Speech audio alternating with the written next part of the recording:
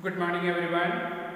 Today in this lesson, 7th chapter of history, we are going to study the topic civilizing the native, educating the nation. What differences, what is the topic here we will study, because when Britishers ruled over India, we know that they themselves were very proud, or they felt that they are the civilized culture and civilized people and most educated people in this world. They considered Indians are inferiors than, okay, and Indians are uneducated, etc. They felt it is their responsibility to teach the people of India good manners and good lessons, and also introduced Western education. So here in this lesson, how we will study how they are changing the face of India by introducing the new methods of education, new system of education, etc. And we will study some of the important terms followed or used in this lesson are. First one is a linguist. Linguist is the person or someone who knows and studies the several languages. The person who learns or knows, who is expert in many languages or several languages. Also, there are some other words or terms used. Madrasa. This is an Arabic word for a place of learning, any type of school or college. Madrasa is an Arabic word. It's a school. Okay, especially we can find the madrasas are established in our country during the period of Britishers also. And other word is Orientalist. Orientalists are the people who scholarly, having the knowledge of a language and culture of Asia. The people also who has much knowledge about the culture and languages of Asia. That is called the meaning of the term Orientalist. Okay. Another term is given here, which is Munshi. Munshi means a person who can read and write and teach Persian language.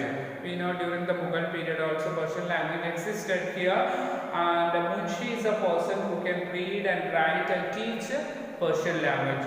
Vernacular is a term used here, which means used to refer a local language. There are many vernacular languages existing in our country. We know that our mother tongue is Marathi and national language Hindi. At the same time, there are many vernacular or the local languages also exist within the state and within different regions also. So these are the important terms we will go through in this chapter. Okay, so let's come to the lesson how the Britishers introduced new policies for the changing of the our Indian education system. In the early chapters, we have seen that how the British rule affected the Rajas and Nawabs, peasants and tribals.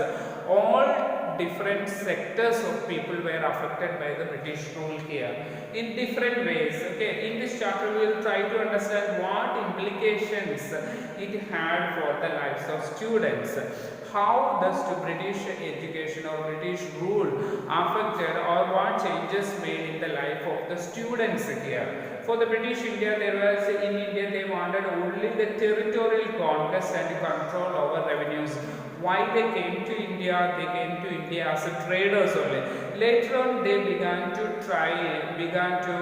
capture the different territories in India. Because of that, when they are capturing territories and it is under their control, the revenue can be collected so that they can earn huge profit from India. So these reasons they started territorial conquest on India. They also felt that they had a cultural mission also. What is a cultural mission? They felt themselves as civilized. The Indians or Asian people are barbarians or uncivilized. To civilize or teach the manners or educate the Asians and Indians, this is the cultural mission of the Britishers. So also they wanted to change the culture and traditions or our heritage, everything they wanted to change also, and they wanted to introduce Western education, Western style of living, etc. in India and other Asian countries. So what were the changes to be introduced introduced. When they were planning what changes to be introduced, they had many different opinions. How the Indians were to be educated also or civilized and made into what the British believe were good subjects. We know during that ancient period and the medieval period also many different subjects were taught in the Indian schools. Okay, and they felt, the Britishers felt, these are all not good subjects. What are the good subjects to be introduced in India? So they discussed or debated about this topic for many decades.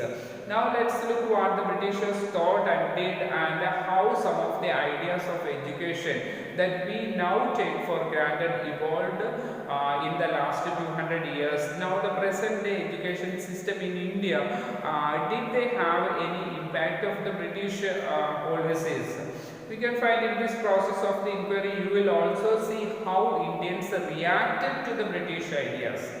Also, some people, Indians, did not accept in the beginning, and they did not follow the British style of education here also. They also developed their own views about how Indians were to be educated, how what were the policies Britishers adopted, many Indians rejected also. Now we can see that the tradition of Orientalism, what is Orientalism? Or in 1783, a person named William Jones arrived in Calcutta. A British person in 1783, he was William Jones arrived in Calcutta. He had an appointment as a junior judge at the Supreme Court. Okay, when William Jones was appointed as a junior judge in the Supreme Court, so he reached in Calcutta. So in addition to being an expert in law, he was very good at law, and he was an expert lawyer also. Also, he was a linguist. William Jones was also a linguist, which means he knows, he is expert and scholar in many languages also. He had studied Greek and Latin at Oxford University. Greek and Latin in Oxford University. Also, he knew French and English. See how many languages. And he picked up Arabic from a friend also. He learned Arabic language from his friend also. Again, Persian language. So these many languages he was expert in.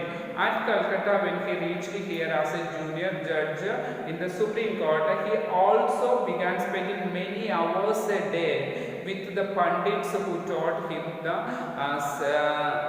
subtlety of the Sanskrit language. So that what is the subtlety of the language means, we know that many different grammar in Sanskrit language or different terms etc. are there in the Sanskrit language also. So here, with the help of the pundits, William Jones studied the Sanskrit language also. Already he knew many languages, now extra Sanskrit language and poetry, grammar etc. also he studied from India. Soon he was studying ancient Indian texts on law, philosophy, religion, politics, morality, arithmetic, medicine and other subjects also. When he learned Sanskrit in India, he began to study many other subjects also here. Jones also discovered that his interests were shared by many British officials living in Calcutta at that time. Whatever he learnt, he also shared his knowledge with the other British officers who were in Calcutta also. Englishmen like Henry Thomas Colebrook and Nathaniel Halhed, these were the other Englishmen also, Henry Thomas Colebrook and Nathaniel Halhed. They were also busy in discovering the ancient Indian heritage, mastering Indian languages and translating Sanskrit and Persian works into English. So along with Jones, some other Englishmen also, they were very keen or interested to learn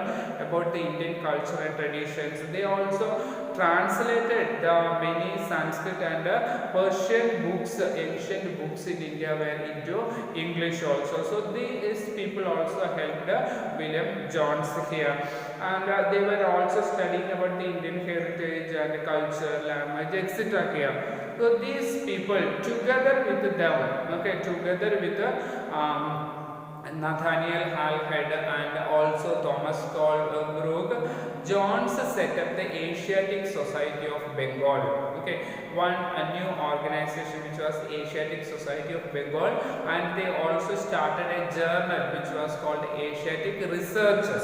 These were the journal or magazine, and other society also was set up in Calcutta here in Bengal region. Okay, Jones and Colebrook came to represent the particular attitude towards India. They shared a deep respect for ancient cultures both of India and the West.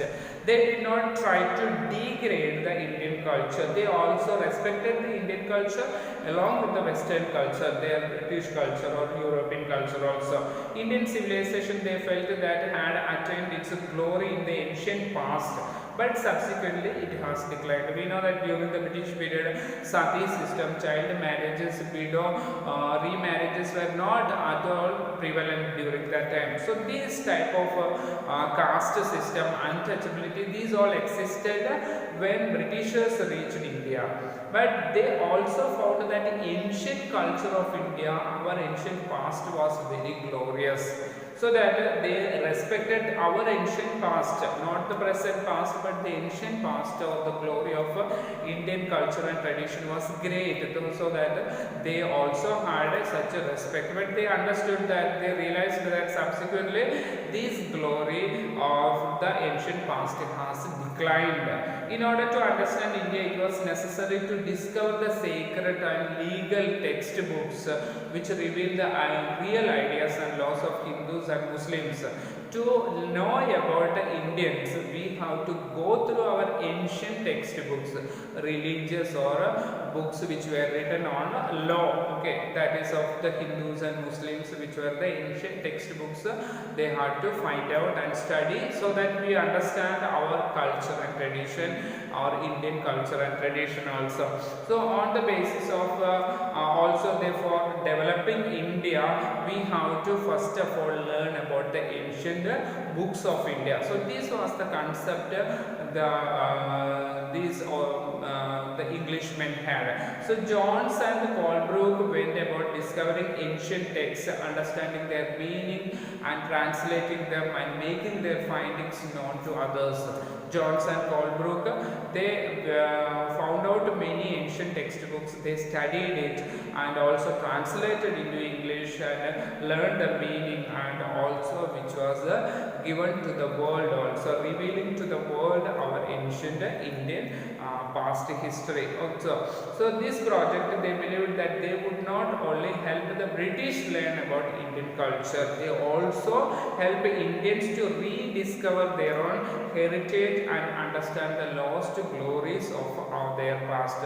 By doing this, they felt that they can make the Britishers or Englishmen to understand the past history of India. At the same time, rediscovering our own past, the Indians are also able to be proud, or they also understand their ancient past or the great history or glorious history of their own country. So in this process, the British would become the guardians of Indian culture as well as its masters. They also felt that they can become the, when they are following these methods, they can become the masters of Indians, at the same time the guardians or protectors of the Indian culture. They are not trying to destroy the Indian culture, they want to protect the Indian culture also. So influenced by such ideas, many company officials also argued that the British ought to promote the Indian rather the Western learning. So that many of the English officials also felt that the British ought to promote the Indian than the Western learning, should promote the Indian culture, not the Western culture. They felt that these institutions should set up in our country to encourage the study of our ancient Indian texts and teach Sanskrit and Persian literature and poetry. So that some officials felt Indians should teach them their ancient textbooks, so that Muslims and Hindus who lived in our country, they can recapture or rewind their ancient past.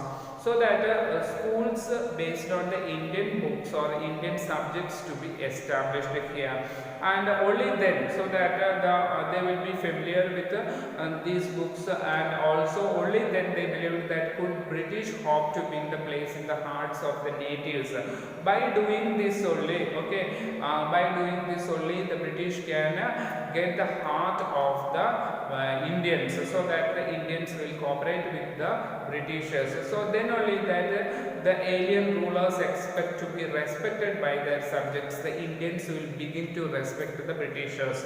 When this was the concept of the Britishers, so that they began to establish Indian schools in India, so that some of the schools, not Western education starting, Indian education. In order to start the Indian education, they started with this object. They started madrasa, which was set up in Calcutta 1781 to promote the study of Arabic, Persian and Islamic law. So in order to teach the Arabic, Persian and Islamic law, they set up a madrasa. Also, Hindu college was established in Benares in 1791 to encourage the study of ancient Sanskrit text, and it would be useful for the administration of the country also.